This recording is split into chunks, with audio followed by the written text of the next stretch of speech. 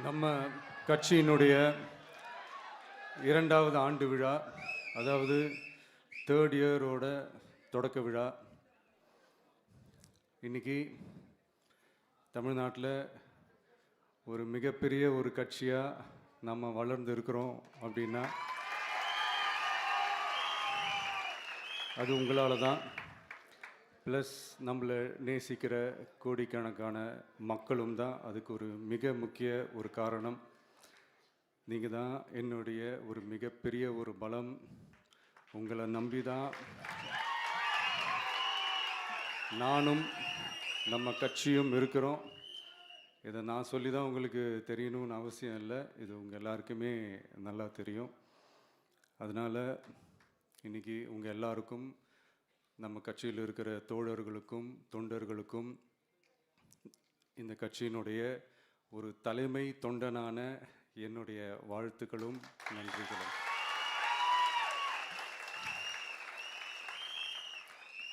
அப்புறம் என்ன, மைக்கை பிடிச்சாச்சு, வெடியை கொளுத்தி போட்டுருவோமா?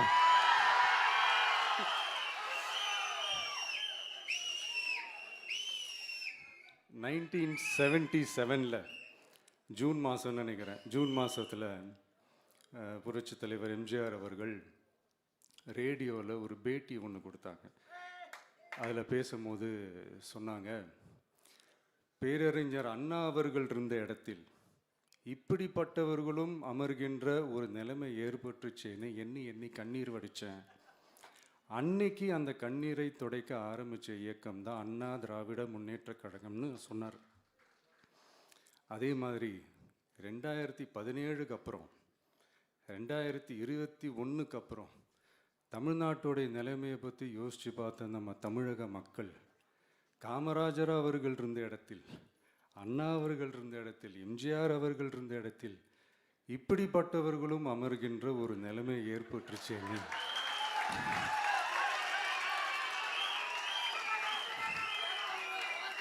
தமிழக மக்கள் கண்ணீர் வடித்தாங்க. இன்னைக்கு இந்த கண்ணீரை துடைக்க ஆரம்பித்த இயக்கம் தான் தமிழக வெற்றிக்கழகம்.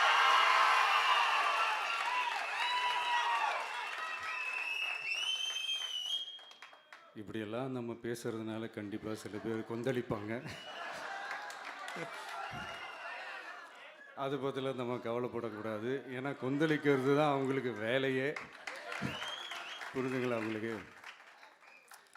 ஏன்னா எம்ஜிஆர் அவர்கள் கட்சி ஆரம்பித்தப்போ, ஏன் அவர் ஜெயிச்சதுக்கப்புறம் கூட சட்டசபையில் கூட ஏதோ ஒரு நடிகர் கட்சி வந்திருக்குதான், ஏதோ ஒரு புதிய கட்சி வந்திருக்குது, புரட்சி தலைவர்னு ஒருத்தர் வந்து, இப்படியெல்லாம் கேலியும் கிண்டலுமா.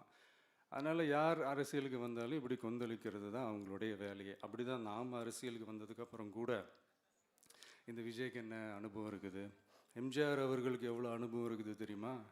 52லேருந்து 72 வரைக்கும் அந்த 20 இயர்ஸ் திமுகவில் இருந்த ஒரு அரசியல் அனுபவம் எவ்வளோ இருக்குது தெரியுமா?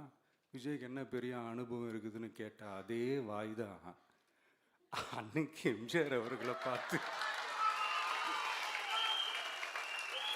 அன்னைக்கு எம்ஜிஆர் அவர்களை பார்த்து, அரசியல் அரிச்சுவடி தெரியாதவர், கவர்ச்சியை மட்டுமே நம்பி இருக்கிறவர், அட்டைக்கத்தி, வாய் விளம்பர வள்ளல்,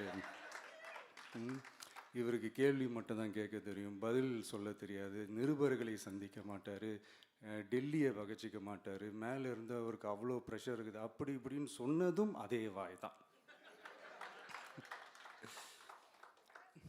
அதனால் எம்ஜிஆர் அவர்களை மட்டும் இல்லை, அவருடைய தொண்டர்களை கூட விட்டு வைக்கலை.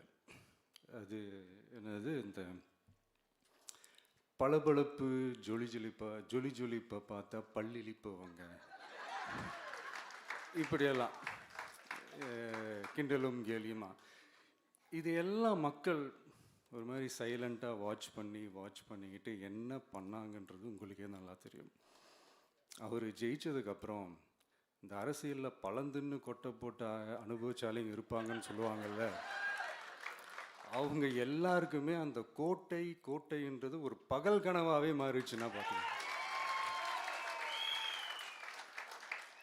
77 மாதிரியே இப்போவும் அந்த பழைய தேஞ்சி போன, துருபிடிச்சி போன, நஞ்சு போன அதே அந்த பழைய வெப்பனையும் இப்போவும் கையில் எடுக்கிறாங்க. அதனால் மை டியர் ஜென்டில்மேன், டெக்னாலஜிலாம் வளர்ந்து வேற எங்கேயோ போயிட்டுருக்கு. அட்லீஸ்ட் உங்கள் டெக்னிக்கையாவது கொஞ்சம் மாற்றுங்க பாஸ்.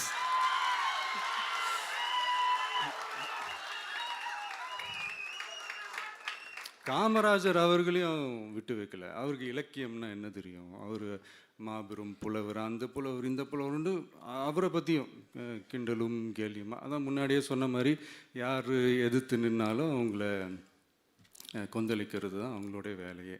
ஸோ இப்படி நம்ம அவங்க பண்ணுற தப்பெல்லாம் நம்ம எடுத்து சொன்னால், அவங்க பண்ணுற அட்ராசிட்டியை பற்றி நம்ம எடுத்து சொன்னால், அவங்க பண்ணுற அந்த ஊழலை பற்றி தான் நம்ம எடுத்து சொன்னோம். முக்கியமாக நாம் அதை எடுத்து சொன்னால் 50 வருஷத்துக்கு முன்னாடி இருக்கிற அதே தகர டப்பாவை எடுத்து உருட்ட ஆரம்பிச்சிருவாங்க.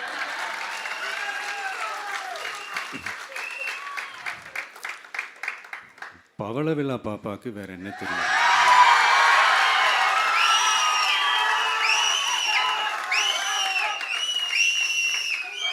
பழைய டப்பாவை உருட்டதானே தெரியும்.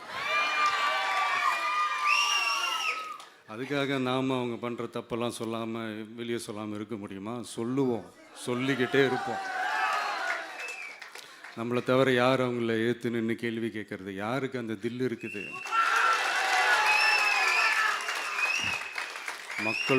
மக்களோட ஒரே பிரதிநிதி நாம் மட்டும்தான். ஸோ இப்படி இருக்கிற இந்த நிலைமையில் இன்னைக்கு இந்த டிஜிட்டல் உலகத்தில் திருவள்ளுவர் இருந்திருந்தாருன்னா இந்த தீய சக்தியை பற்றி என்ன திருக்குறள் எழுதியிருப்பாரு? ஒரு கற்பனையா, அநீதி, அராஜகம், தில்லுமுள்ளு இவையெல்லாம் திமுக முதற்றே உலகு.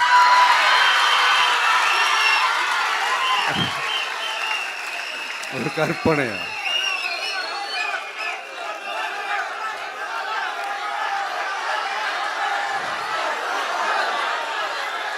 அநீதி, அராஜகம், தில்லுமுள்ளு இவையெல்லாம் திமுக முதற்றே உலகு.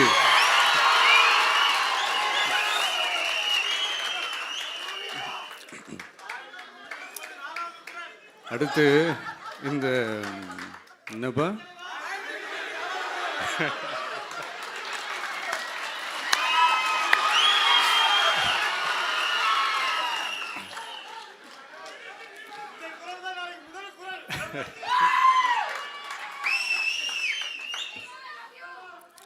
அடுத்து இந்த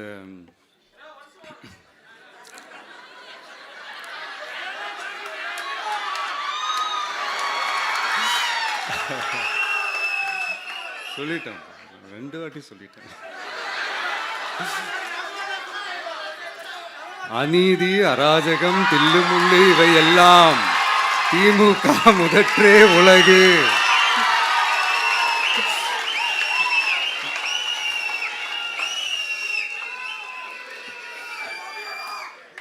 அடுத்து இந்த மும்முனை போட்டி, 4 முனை போட்டி அப்படிலாம் சொல்கிறாங்களே, சரி அவங்கள பொறுத்த வரைக்கும் அப்படியே இருக்கட்டும். அதில் மாபெரும் மக்கள் சக்தியாக நம்ம அணி ஒரு பக்கம், அடுத்து திமுக தலைமையில் மற்ற கூட்டணி கட்சிகள் ஒரு பக்கம், அடுத்து பாஜக தலைமையில் மற்றும் பலர்.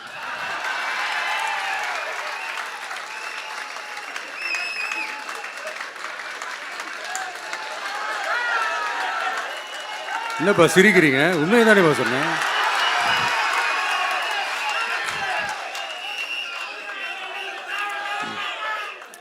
ஸோ இப்படி எத்தனை சக்திகள், எத்தனை பேர் வந்தாலும் திமுகவை வீழ்த்துறதுக்கு மாபெரும் மக்கள் சக்தியான நம்மளால் மட்டும்தான் முடியும். நம்ம டிவிகேவால் மட்டும்தான் முடியும். ஸோ இப்படி இருக்கிற இந்த நிலைமையில் ஏய் விஜய் வீட்டு விட்டு வெளியே வா, ஏய் விஜய் வீட்டு விட்டு வெளியே வா, இப்படியெல்லாம் கேட்கும் போது எனக்கு எப்படி அது தோணுதுன்னா, ஐயோ இவங்க ஒவ்வொரு வீட்டில் இருக்கிற ஒவ்வொரு விஜயும் இவங்க கூப்பிடுற மாதிரியே எனக்கு தோணுது. அப்படிதான் எனக்கு தோணுது. அதனால பொறுங்க பாஸ், வருவாங்க. முறையா வருவாங்க. ஓட்டு போடுற அன்னைக்கு ஓட்டர் ஐடியை கையில் எடுத்துக்கிட்டு ஒவ்வொரு வீட்டில் இருக்கிற ஒவ்வொரு விஜயும் ஒவ்வொரு விஜயும்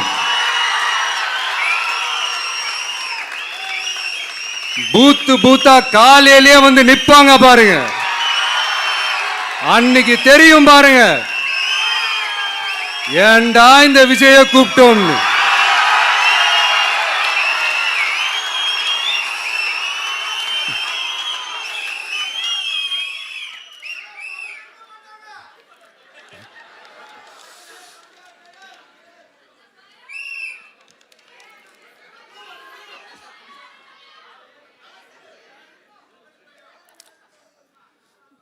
ஸோ இப்படி பேசினா உடனே இவரு நான் சினிமாவா இது அப்படின்ட்டு ஆரம்பிச்சிருவாங்க. நான் சினிமா விட்டாலும் நீங்க சினிமா விட மாட்டேங்கிறீங்களேப்பா.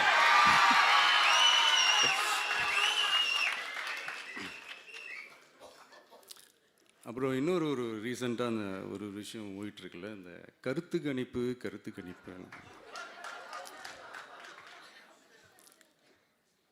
அதில் நிறைய பேர் உண்மையான கருத்து கணிப்புலாம் சொல்கிறாங்க. அதையும் நான் தப்பு சொல்லலை. சில பேர் கடுப்பில் விட்ட கணிப்பாகவும் இருக்குது.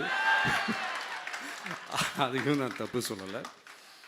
இந்த கடுப்பில் விட்ட கணிப்பாளர்களுக்கு நான் சொல்லிக்கிறது என்னென்னா, ஒவ்வொரு ஊராக தெருவாக வீடாக போய் நீங்கள் அந்த கருத்து கணிப்பு எடுத்து பாருங்கள். ஒவ்வொரு வீட்லேயும் டிவிக்கு இருக்கிறத நீங்கள் பார்ப்பீங்க.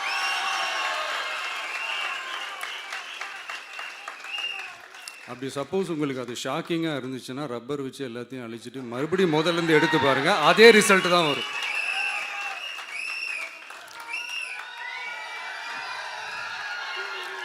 இது என்னப்பா லாஜிக்கு, அது எப்படி எல்லார் வீட்லேயும் டிவிக்கு இருக்கும் அப்படின்னு நீங்கள் கேட்டிங்கன்னா, ஒரு சின்ன சாம்பிளுக்கு ஒரு சின்ன டெஸ்ட் ஒன்று பண்ணி பாருங்களேன்.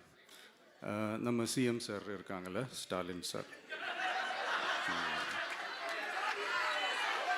ஒரு 2 இயர்ஸ் பேக் இருக்கும்னு நினைக்கிறேன். ஒரு மேடையில் பேசும்போது சொன்னாங்க, இந்த மாதிரி என்னோட கட்சிக்கு அவங்களுடைய கட்சிக்காரங்க சில பேர் பண்ணுற அட்ராசிட்டி, ஒரு சில மந்திரிகள் பண்ணுற சில அட்ராசிட்டிஸ்லாம் பார்த்து ராத்திரியில் எனக்கு தூக்கமே வரமாட்டேங்குது அப்படின்னு ஒரு 2 இயர்ஸ் பேக் இருக்கும்னு நினைக்கிறேன். அந்த வீடியோ கூட இருக்குது. அப்படி இருக்கிற அவரு என்னைக்காவது ஒரு நாள் அசந்து தூங்குவார்ல, அப்ப அவர்கிட்ட போய், சார்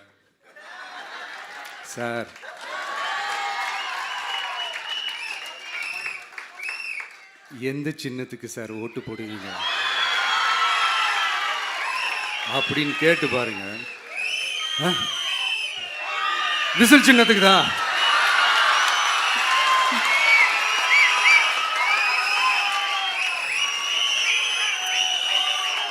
தூக்கத்தில் இப்படி டப்புன்னு எழுப்பி கேட்டால் டப்புன்னு உண்மையை போட்டு உடைச்சிருவாங்க. அதுக்கு சொன்ன அப்படி இருக்கிற இந்த நிலைமையில் டிவிக்கே வந்து சிட்டியில் தான் இருக்குது, டவுனில் தான் இருக்குது, வில்லேஜ் சைட்லலாம் இல்லை அப்படின்னு சொல்கிறவங்களுக்கு இந்த மாதிரி சில டெஸ்டெல்லாம் பண்ணி பாருங்கள், தெரியும்.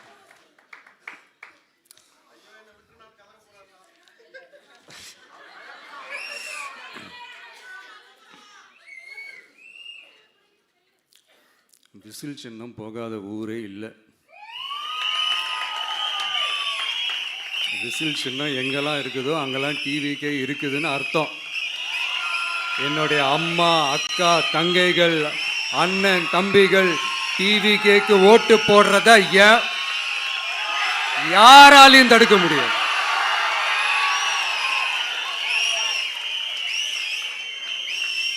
ரத்த சொந்தமா நம்மள நினைக்கிற நம்மளோட வகையராக்களை எந்த கட்சியாலையும் எவ்வளவு விலை கொடுத்தாலும் வாங்கவே முடியாது.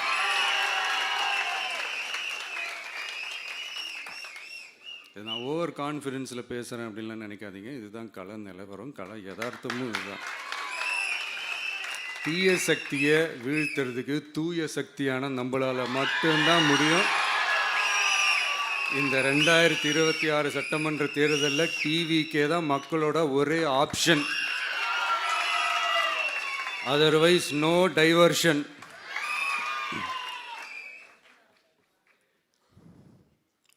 இந்த டப்பா இன்ஜின், ஓட்டை இன்ஜின், எவ்வளோ இன்ஜின் வந்தாலும் டாப் இன்ஜின் நம்ம டிவிக்கே தான்ன்றதை மக்கள் ஆல்ரெடி முடிவு பண்ணிட்டாங்க. அதனால் நம்மளுடைய தோழர்கள் அதை மனசில் நல்லா ஏற்றிக்கிட்டு இன்னும் ஷார்ப்பாக ஒர்க் பண்ணுங்கள். நான் ஏற்கனவே சொன்ன மாதிரி ஒன்றியம், நகரம், பேரூர், பகுதி, கிளை எல்லா இடத்துலையும் அந்த பூத்தாக அந்த நம்மளுடைய வேட்பாளர்களுக்கு ஒற்றுமையாக இருந்து வேலை செய்யுங்க. நமக்கு மாபெரும் கூட்டணியான, மாபெரும் மக்கள் சக்தியான குடும்பமாக நம்மளோட இருக்கிறாங்க. இன்னொன்று அன்றைக்கி நான் சொன்ன மாதிரி நம்மளுடைய விசில் சின்னத்துக்கு ஓட்டு போட வைக்கிறது மட்டும்தான் உங்களுடைய வேலை. மற்றதெல்லாம் மக்களோட சேர்ந்து நான் பார்த்துக்கிறேன்.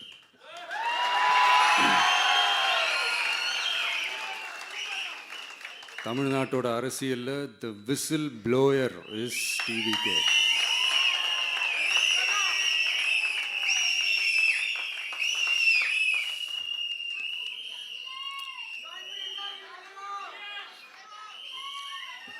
நம்ம மக்கள் இந்த விசில்ல ஊதுல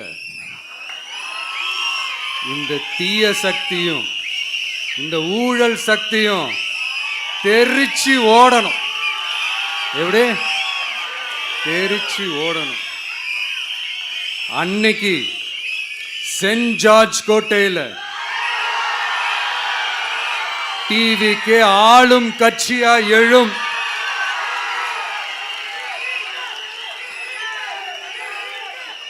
உங்களோட நான் இருக்கேன், நம்மளோட நம்ம மக்கள் இருக்கிறாங்க. இதுக்கு மேல என்ன வேணும்? கான்ஃபிடென்ட்டா இருங்க. நல்லதே நடக்கும். வெற்றி நிச்சயம். மீண்டும் சந்திக்கும் வரை நன்றி, வணக்கம்.